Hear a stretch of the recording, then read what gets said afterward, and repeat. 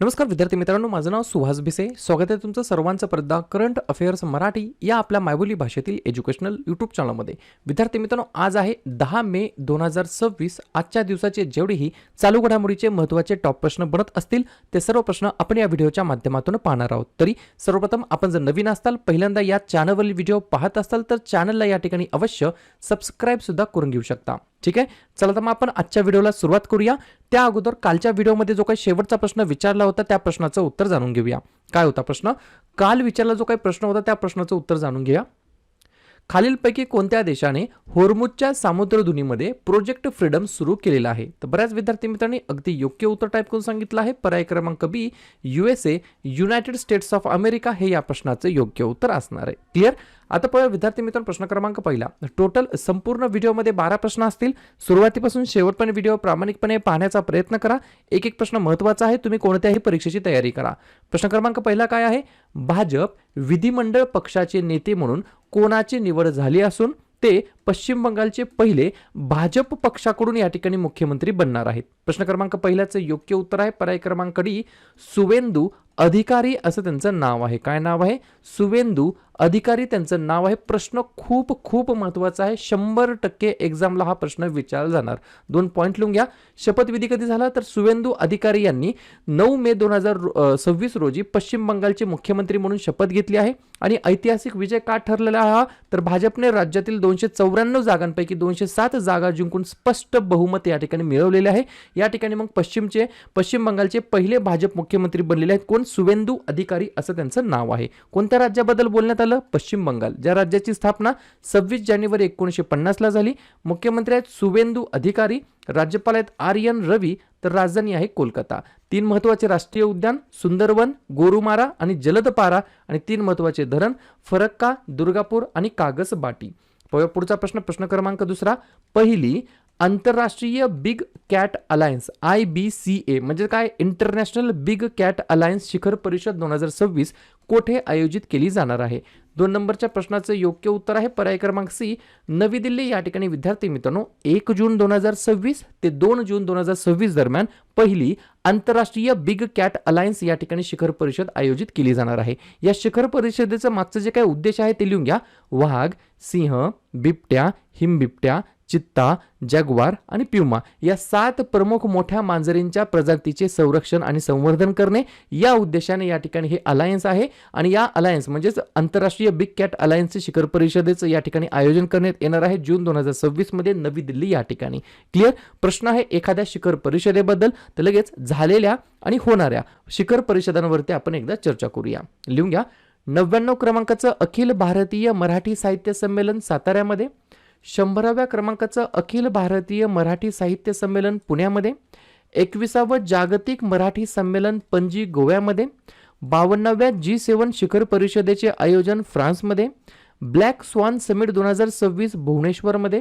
आंतरराष्ट्रीय मलेरिया परिषद 2026 नवी दिल्लीमध्ये. 69वा अखिल भारतीय पोलीस कर्तव्य मेळावा नागपूरमध्ये. आणि पहिली आंतरराष्ट्रीय बिग कॅट अलायन्स शिखर परिषद 2026 मध्ये दिल्ली या ठिकाणी आयोजित केली जाणार आहे. पुढचा प्रश्न, प्रश्न क्रमांक तिसरा. स्टार मार्क करून ठेवा. विचारला जाणार, कोणती कंपनी भारताची पहिली स्पेस टेक युनिकॉर्न बनलेली आहे? 3 नंबरच्या प्रश्नाचं योग्य उत्तर आहे पर्याय क्रमांक बी, स्कायरूट एरोस्पेस असं या कंपनीचं नाव आहे. काय नाव आहे? स्कायरूट एरोस्पेस असं या कंपनीचं नाव आहे. भारताची पहिली स्पेस टेक युनिकॉर्न या ठिकाणी बनलेली आहे. याच्याबद्दल अत्यंत महत्त्वाचे 4 पॉईंट्स ते लिहून घ्या. स्थापना कधी झाली? तर या कंपनीची स्थापना इस्रोचे माजी शास्त्रज्ञ पवन कुमार चंदना आणि नागा भरत डाका यांनी 2018 मध्ये केली आहे. वैशिष्ट्य काय आहे? तर ही कंपनी खाजगी अवकाशामध्ये रॉकेट लॉन्च करणारी पहिली भारतीय कंपनी ठरली आहे. त्यांनी 2022 मध्ये विक्रम यस हे पहिले खाजगी रॉकेट यशस्वीरित्या अवकाशामध्ये प्रक्षेपित केले होते. आणि अपकमिंग त्यांचं जे काही मोहीम आहे ती कोणती आहे? तर कंपनी आता विक्रम 1 हे ऑर्बिटल लॉन्च व्हेकल लॉन्च करण्याच्या नुकतीच तयारीमध्ये आहे.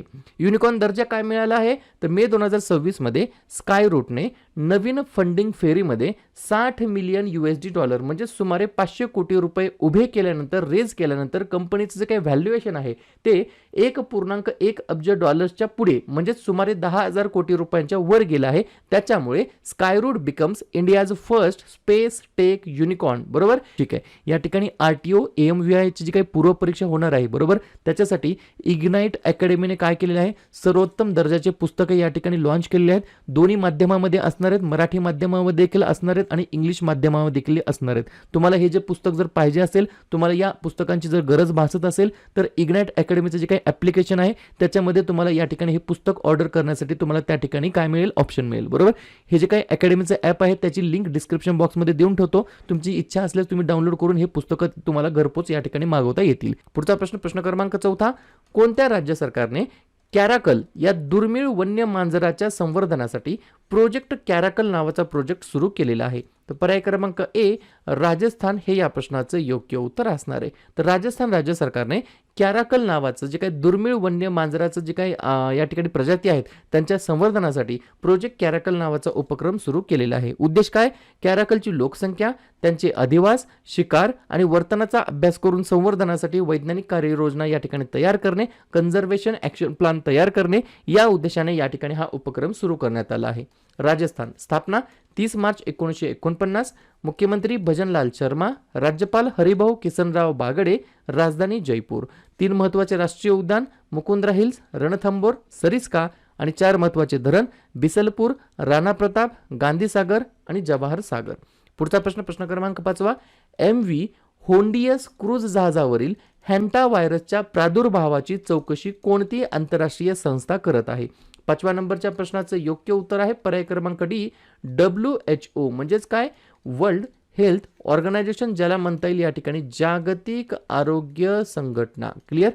तर हे काय करणार आहे संस्था? तर MV होंडियास क्रूझ जहाजावरील हॅन्टा व्हायरसच्या प्रादुर्भावाची चौकशी या ठिकाणी ही आंतरराष्ट्रीय संस्था करणार आहे. WHO फुल फॉर्म मी आता सांगितला, वर्ल्ड हेल्थ ऑर्गनायझेशन, जागतिक आरोग्य संस्था मराठीमध्ये म्हणता येईल. स्थापना झाली 7 एप्रिल 1948. मुख्यालय आहे जेनेवा, स्वित्झर्लंड या ठिकाणी. महासंचालक आहेत तेद्रोस ॲधनॉम, उपमहासंचालक आहेत सौम्या स्वामीनाथन आणि मुख्य शास्त्रज्ञ आहेत जेरेमी फरार असं त्यांचं नाव आहे. पुढचा प्रश्न क्रमांक 6. 22वी राष्ट्रकुल टेबल टेनिस चॅम्पियनशिप भारतामध्ये कोणत्या शहरामध्ये आयोजित केली जाणार आहे?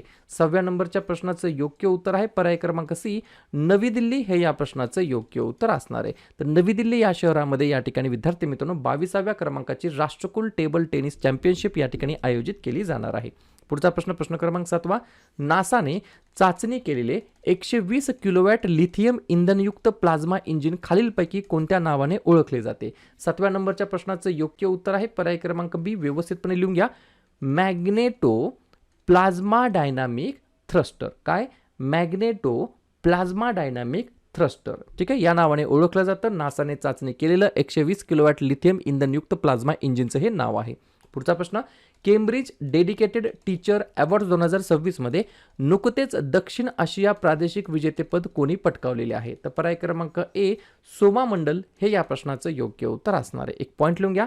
सन्मान काय आहे, हा कशासाठी दिला आहे? तर हवामान बदलावर लक्ष केंद्रित करणारा अभ्यासक्रम विकसित केल्याबद्दल आणि पर्यावरणीय समस्यांवरती विद्यार्थ्यांना कृती करण्यासाठी प्रोत्साहित केल्याबद्दल त्यांची या ठिकाणी निवड झालेली आहे. केम्ब्रिज डेडिकेटेड टीचर अवॉर्ड्समध्ये नुकतेच दक्षिण आशिया प्रादेशिकचं विजेतेपद या ठिकाणी त्यांनी पटकावलेलं आहे. सोमा मंडल असं त्यांचं नाव आहे. पुढचा प्रश्न.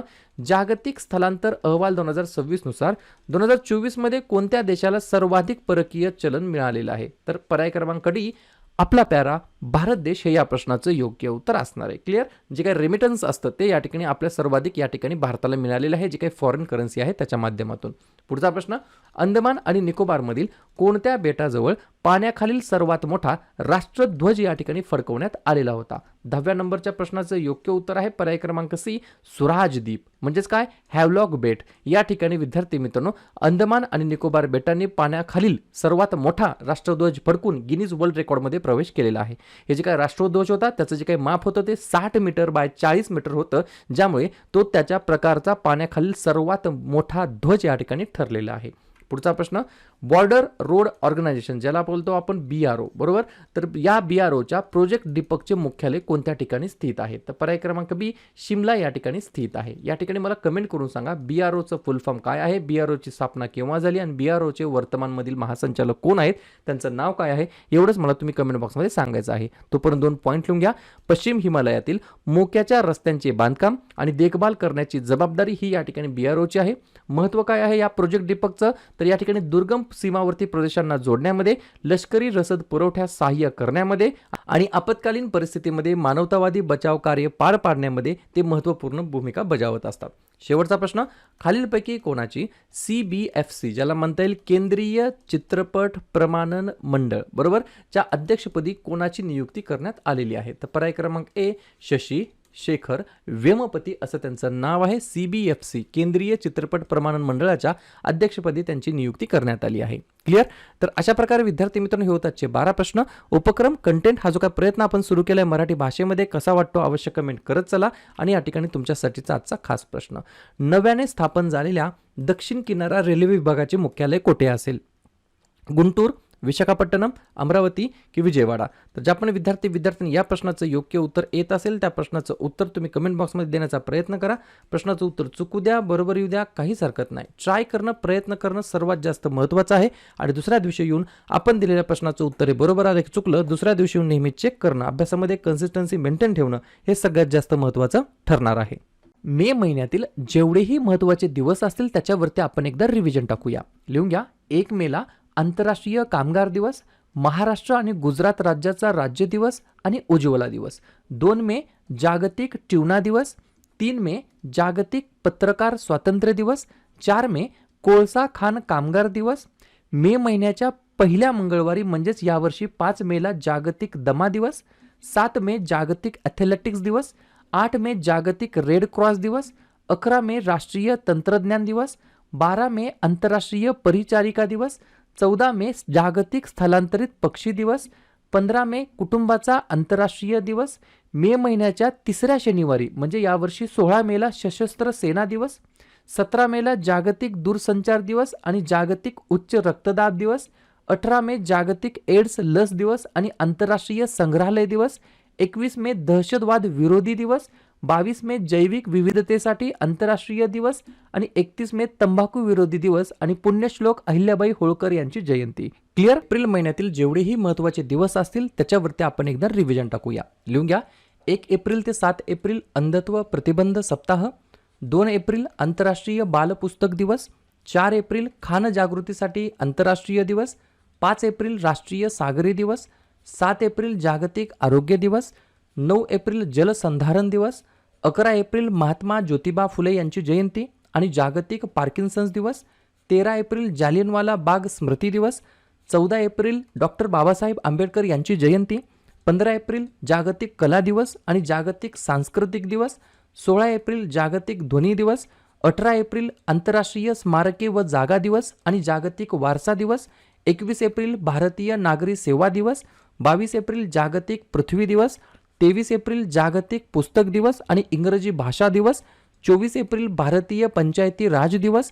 25 एप्रिल जागतिक मलेरिया दिवस. 26 एप्रिल जागतिक बौद्धिक मालमत्ता दिवस आणि 29 एप्रिल आंतरराष्ट्रीय नृत्य दिवस. क्लिअर?